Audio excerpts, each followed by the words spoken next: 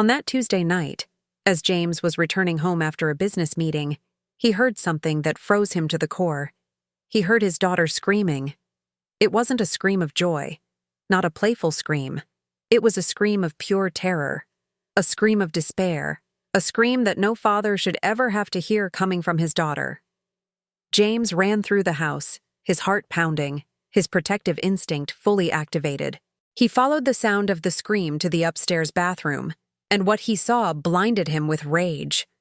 His subordinate, a man named Robert Mitchell, was trying to break into the bathroom where Lily was showering. Robert was pushing the door hard, trying to force it open while Lily screamed from inside, begging for help, pleading for him to stop. James didn't think. He didn't hesitate. He simply acted. He rushed at Robert and yanked him away from the door with brutal force that broke Robert's arm in the process. Robert fell to the ground, screaming in pain, but James didn't stop. He kept beating Robert, his fists repeatedly landing on the man's face, body, and ribs. James was in a state of pure rage, a fury that transcended anything he had ever felt before. He was protecting his daughter, and nothing else mattered. Nothing else existed beyond that primal need to protect, to punish, to destroy anything that threatened his daughter. But when James finally stopped hitting Robert, when the man was unconscious and bleeding on the floor, James realized something that made him even angrier. Hello, I'm Rose Cameron. Today I'm going to tell an intense story about a father, the Mafia, and the power that comes from true love. Stay until the end, subscribe to the channel, and let's find out what James discovered in that bathroom. James Carmine had built his empire through violence, intelligence, and an almost superhuman ability to anticipate his enemies' moves. He had started as a simple drug dealer on the streets of Miami at 18, and by 33, he controlled virtually all criminal activity in the region. His rivals mysteriously disappeared, his enemies found reasons to get out of the business, and those who challenged him quickly learned that James Carmine was not someone to mess with. But there was one thing James had done differently from other Mafia bosses. He had decided that his daughter, Lily, would not grow up in the world of crime. She would not see the violence, would not know the corruption, would not be tainted by the darkness that defined her father's life. When Lily was born, James had made a promise to himself. He promised that he would do everything in his power to ensure his daughter had a normal life, a safe life, a life far from the criminal world. He had hired the best nannies, sent Lily to the best schools, and when she turned 16, he had sent her to an exclusive boarding school in Connecticut, a place where she could grow up surrounded by other rich kids, where she could develop her talents and interests away from the influence of the criminal world. Lily had spent an entire year at that boarding school, and when she returned home at the beginning of summer, James barely recognized her. She had grown up, had become a young woman, and had developed a grace and elegance that made her even more beautiful than he remembered. Lily had long brown hair, bright green eyes, and a smile that lit up any room.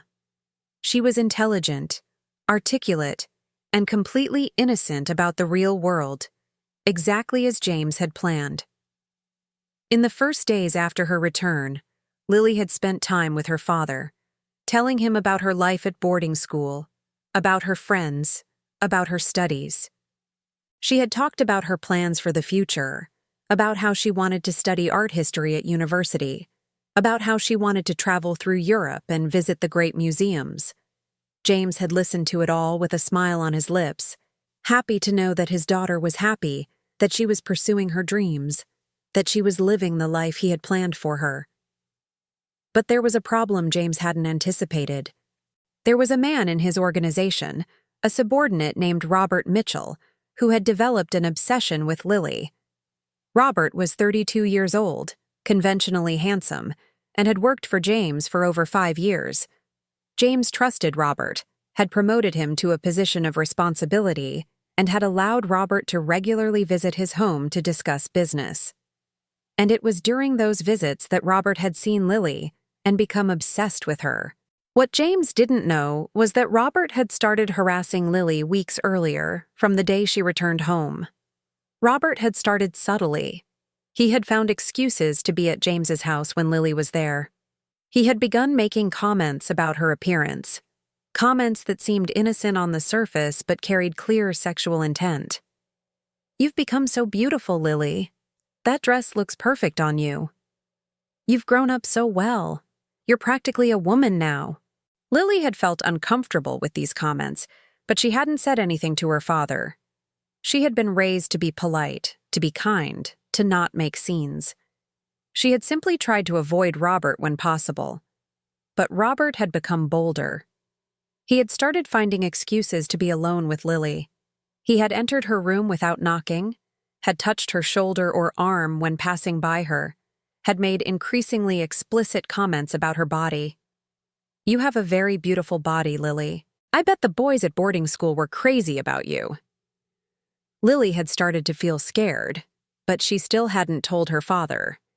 She had hoped Robert would just stop, that he would lose interest, that everything would go back to normal. But Robert hadn't stopped. He had become increasingly aggressive, increasingly bold. A week before the night James found him trying to break into the bathroom, Robert had cornered Lily in the kitchen when she was alone. He had placed his hands on her waist, pulled her close to him, and whispered in her ear, "You know you want this, Lily. You know you like me. We could have a lot of fun together, and your father never needs to know." Lily had managed to pull away from him in that moment, had run to her room and locked the door. She had cried for hours, scared, confused, and completely alone. She didn't know what to do. She didn't know who to tell. She was afraid her father would get furious, that he might somehow blame her, that he would send her back to boarding school. So she had decided not to tell anyone. She had decided she would simply avoid Robert, wait for him to lose interest, and hope everything would return to normal. But on that Tuesday night, as James was coming home, Robert had decided he had waited long enough. He had waited for Lily to be alone and had entered James's house using the key James had given him for business emergencies. He had gone upstairs, heard the sound of the shower in Lily's bathroom, and decided it was time to act. He had started trying to force the bathroom door open, and that was the moment James arrived home. When James finally stopped beating Robert, when the man was unconscious and bleeding on the hallway floor, James heard the bathroom door slowly open. Lily emerged from the bathroom, still wet, wrapped in a towel, her green eyes filled with tears and terror. When she saw her father, when she saw the blood on his hands, when she saw Robert unconscious on the floor, she began to cry uncontrollably. "Daddy," she said, her voice trembling. "Daddy, I'm scared. He was trying. He wanted—" James ran to his daughter and hugged her, holding her against his chest, whispering words of comfort in her ear. "It's okay, my girl. It's okay. You're safe now. No one is going to hurt you. No one is going to touch you, I promise." But as James hugged his daughter, as he felt her body trembling with fear and trauma, he was making a silent promise to himself. He was promising that Robert Mitchell would suffer. He was promising that Robert would pay for what he had tried to do. And he was promising that no one else would ever have the opportunity to threaten his daughter. James took Lily to her room, put her in bed, and covered her with a blanket. He asked her to rest, to try to sleep, that he would take care of everything. Lily was so traumatized that she simply nodded, her eyes closing as tears continued to stream down her face. After Lily fell asleep, James went down to the hallway where Robert was still unconscious. He called two of his most trusted men named Marco and Tony, and gave them simple instructions. "Take Robert to the abandoned warehouse at the port, put him in a soundproof room, and make sure no one finds him." Marco and Tony asked no questions. They simply did as they were told.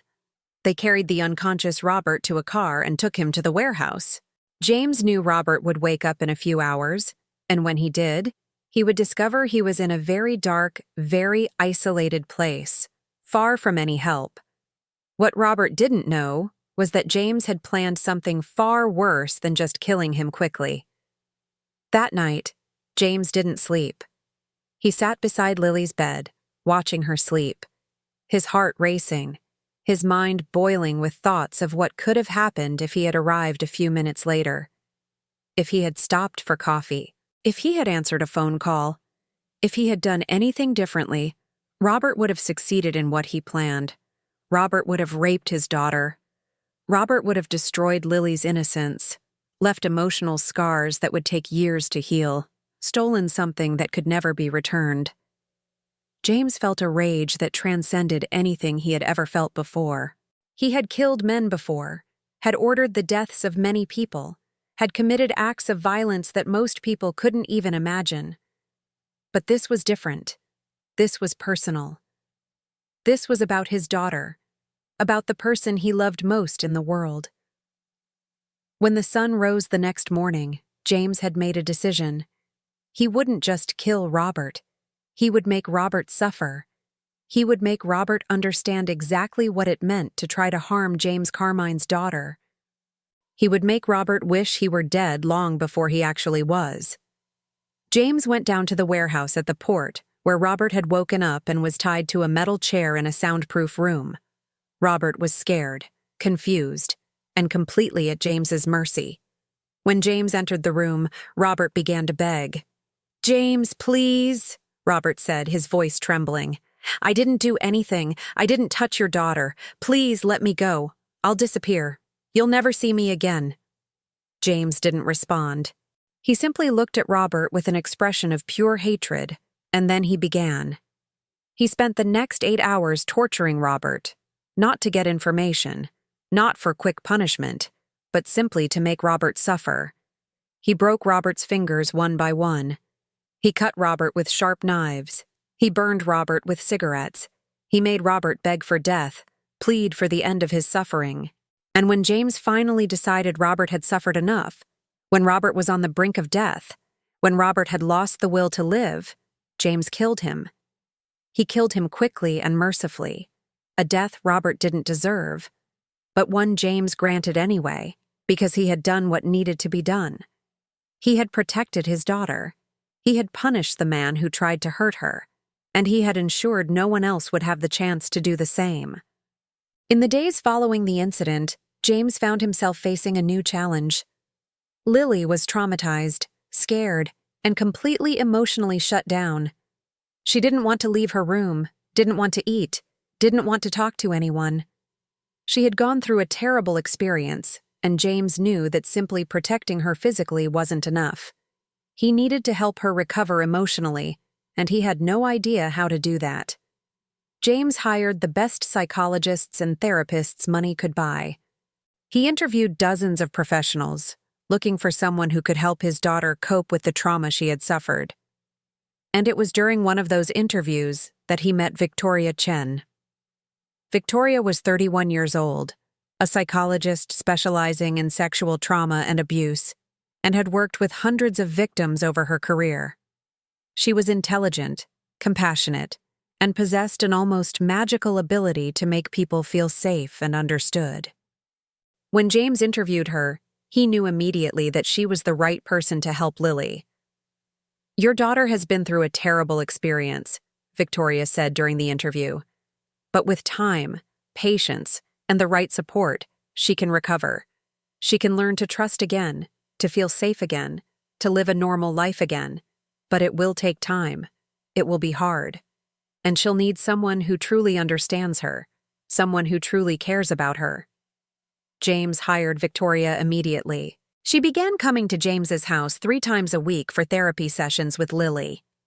In the first weeks, Lily barely spoke to Victoria. She simply sat in silence, her eyes empty, her body tense. But Victoria was patient. She didn't pressure Lily to talk, didn't force her to share her feelings. She simply was there, offering her presence, her understanding, her compassion. As the weeks passed, something extraordinary began to happen between James and Victoria. James had started observing Lily's therapy sessions, staying outside the room but watching through a glass window. He wanted to make sure Victoria was truly helping his daughter, that she wasn't hurting her further.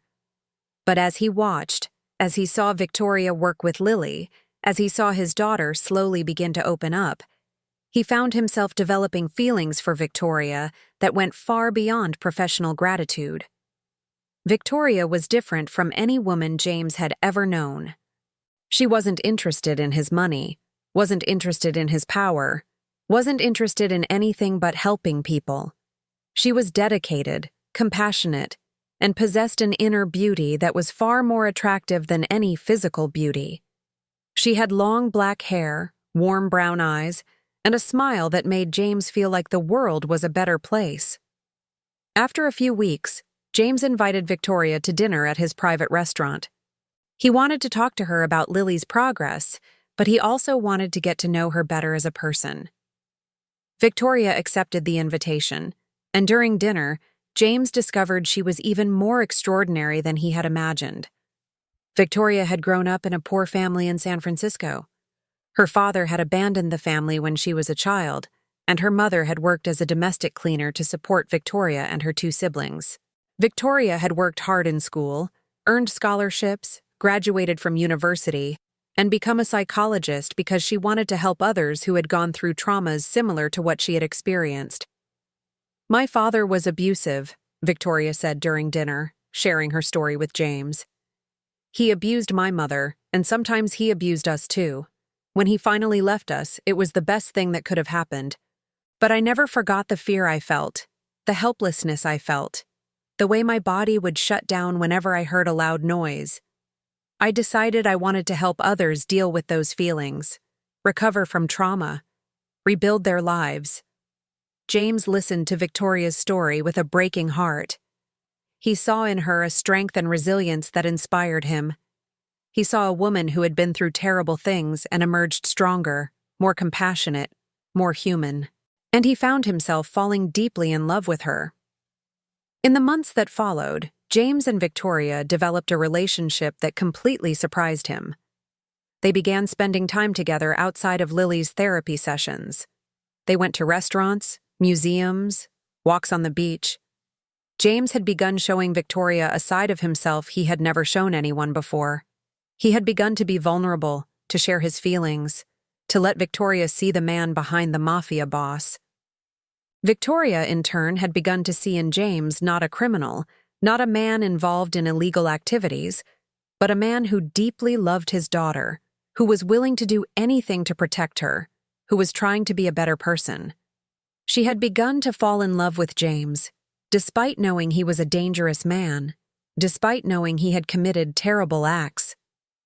"You know who I am," James said one night, as he and Victoria sat on a beach bench watching the sunset.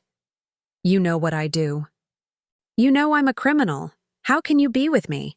How can you be in love with someone like me?" "Because you're more than what you do," Victoria replied, taking his hand. "You're a man who loves his daughter more than anything in the world. You're a man who is able to protect her, to punish the one who tried to hurt her. You're a man who's trying to be better, trying to change, and I love you for all of that." Meanwhile, Lily was slowly recovering from the trauma she had suffered.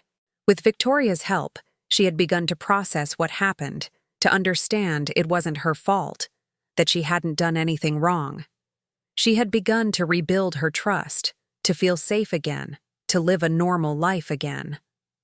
Lily had also noticed the relationship developing between her father and Victoria.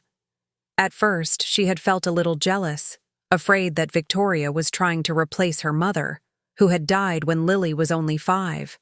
But as time passed, as she saw how Victoria treated her father, as she saw the genuine love between them, she had begun to support the relationship.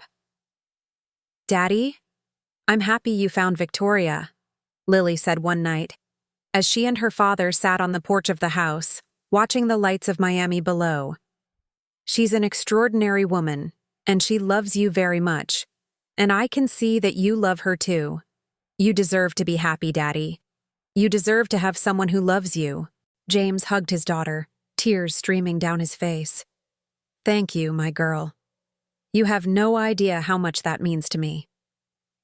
But there was a problem no one had anticipated, a problem that was about to put everything in danger. 3 months after the incident with Robert Mitchell, James had begun to relax. He had begun to believe the worst was over, that his daughter was safe, that he could finally live a normal life with Victoria. But he had made a fatal mistake. He had underestimated the loyalty of Robert Mitchell's men. Robert had had a brother, a man named Daniel Mitchell, who had worked with Robert in James's organization. Daniel had disappeared after Robert's death, and James had assumed he had simply left town, decided not to get involved in a revenge war. But Daniel had been waiting, planning, and preparing to avenge his brother's death. Daniel had discovered that Robert had tried to rape James's daughter, and he had decided that it didn't matter. To Daniel, the only thing that mattered was that his brother had been killed and that James was responsible. Daniel had spent the last 3 months gathering men, planning an attack, and preparing to destroy James Carmine. One night, while James was in his office discussing business with some of his men, Daniel and his men invaded the house. They weren't trying to kill James. They were trying to kidnap Lily. Their plan was simple: kidnap Lily, use her as leverage to force James to surrender, and then kill both James and Lily as revenge for Robert's death. But Daniel had made a mistake. He had underestimated the security James had placed around his daughter. He had underestimated the loyalty of James's men, and he had underestimated Victoria's willingness to fight to protect Lily. When Daniel and his men invaded the house, Victoria was with Lily in her room, helping her study for a history exam. When they heard the noise of the invasion, Victoria immediately locked the bedroom door and called James's security. She then positioned herself between Lily and the door, ready to fight if necessary. "Stay behind me," Victoria said to Lily, her voice calm but determined. "No matter what happens, you stay behind me. Do you understand?"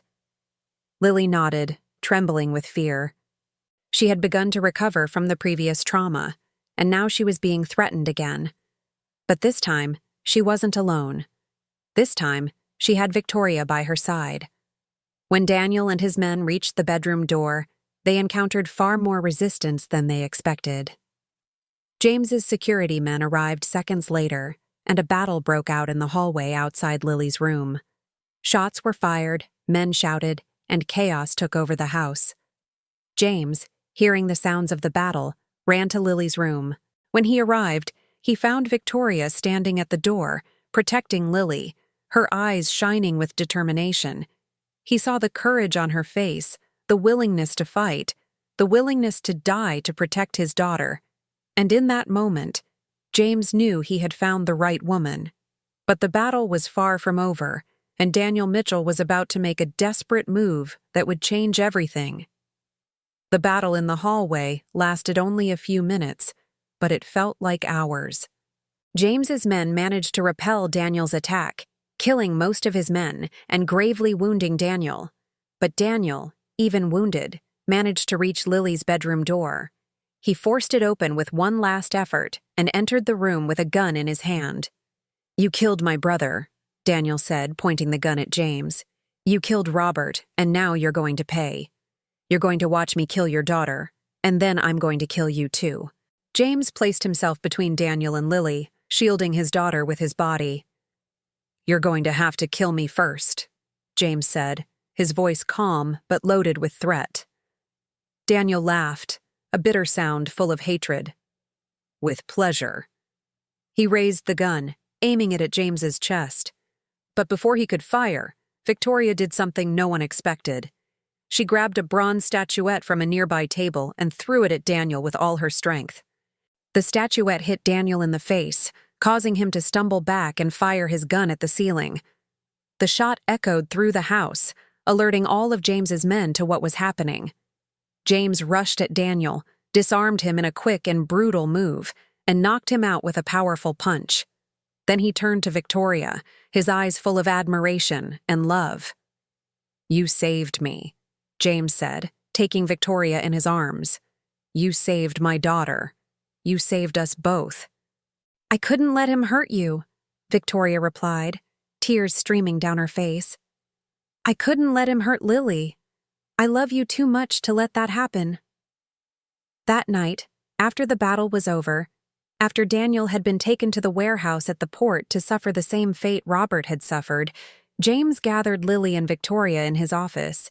He had something important to say to both of them. "You two are the most important people in my life," James said, his voice trembling with emotion. "You've shown me there's more to life than power and money. You've shown me love, compassion, and kindness. And I want to spend the rest of my life with you."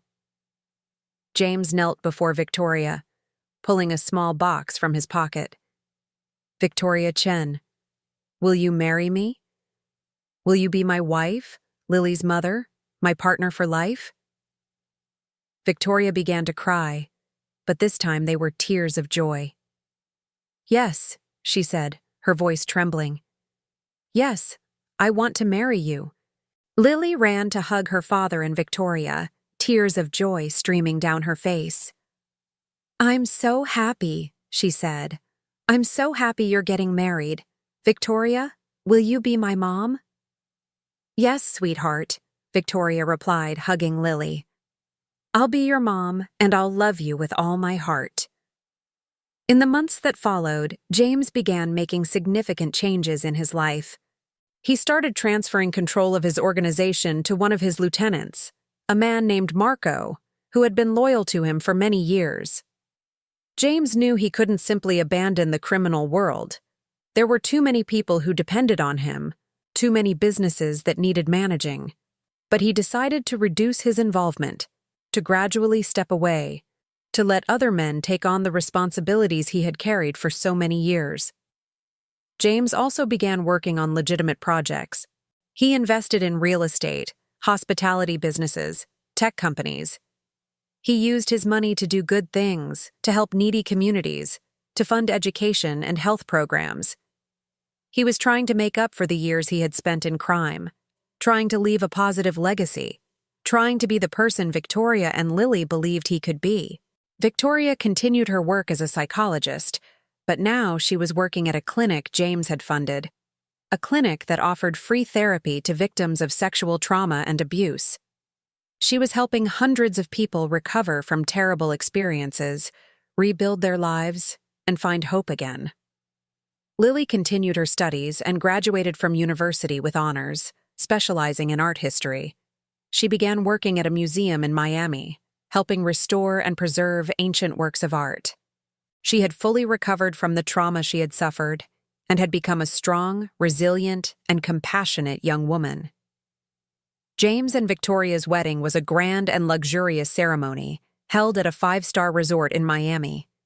Hundreds of people attended, including many of James's men as well as Victoria's friends and colleagues. Lily was the maid of honor, and she walked beside her father as he walked toward the altar to marry the woman who had saved his daughter and changed his life. When James saw Victoria walking toward him, when he saw her radiant face, when he saw the tears of joy in her eyes, he knew he had made the right decision. He had left the criminal world, left the violence and darkness behind, and found something far more valuable. He had found love, family, and hope. But the story of James, Victoria, and Lily doesn't end with the wedding. In fact, it's just the beginning of a new life full of challenges, joys, and unexpected surprises. 2 years after James and Victoria's wedding, Lily gave birth to a daughter, a girl she named Emma. Emma had her mother's brown eyes and her grandfather's smile. James had become a grandfather, and he discovered that being a grandfather was one of the most rewarding experiences of his life. James had finally completely left the criminal world. He had sold his organization to Marco, severed ties with all his illegal businesses, and dedicated himself fully to his family and legitimate projects. He still had contacts in the criminal world, still had power and influence, but he was no longer actively involved in criminal operations. Victoria had expanded her clinic, and now she was offering therapy to trauma victims across Florida. She had become a respected figure in her field and had published several articles on sexual trauma and recovery. She was helping thousands of people recover from terrible experiences and leaving a legacy that would last far beyond her life. Lily had become a respected art curator and had helped restore and preserve hundreds of works of art. She had married a man named David, an art historian who shared her passion for preserving history. Together, they were raising Emma to be a strong, intelligent, and compassionate young woman. James had learned a lesson no crime book could have taught him. He had learned that there was something more powerful than power, more valuable than money, more important than revenge. He had learned that true power comes from the love you feel for someone, from the willingness to sacrifice everything to protect them, from the ability to change and grow as a person. One night, as James sat on the porch of his house in Miami, watching the sunset over the ocean, Victoria sat beside him and took his hand. "Are you happy?" she asked. "Happier than I've ever been," James replied. "I have you. I have Lily. I have Emma. I have a life worth living. I have everything I ever wanted but never believed I could have." "You deserved this," Victoria said. "You deserved to find love, to find redemption, to find peace." James kissed Victoria, and in that moment, as the sun set over the ocean, as the sky was painted in shades of orange and pink, James Carmine finally felt he had come home.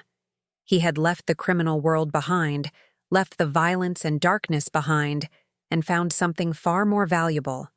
He had found love, family, and hope. And so ends the story of James Carmine, Victoria Chen, and Lily Carmine.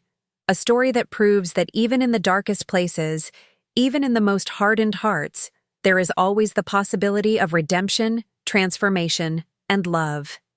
A story that shows that true power doesn't come from guns or money, but from the ability to love deeply, to protect those you love, and to be willing to change to become a better person. Thank you for watching this video. Don't forget to subscribe to the channel, leave a like, and share this video with your friends. See you in the next episode of Hearts in the Shadows.